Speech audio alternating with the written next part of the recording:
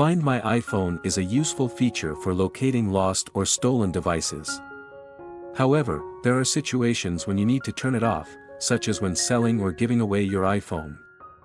In this video, we'll show you how to quickly and safely turn off Find My iPhone. Step 1. Open Settings. Launch the Settings app on your iPhone. Step 2.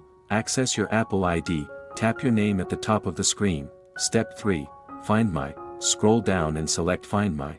Step 4. Turn off this feature. Tap the switch next to Find My iPhone to turn off this feature. Step 5. Enter your Apple ID password.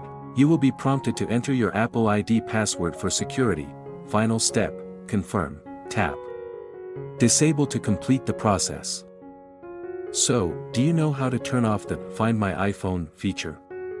I bet that sometimes you will need to turn it off, because sometimes this feature is not completely optimal for you.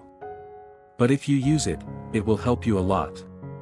Wishing you a useful feature to serve your work and life. Thanks for watching and see you in the next videos.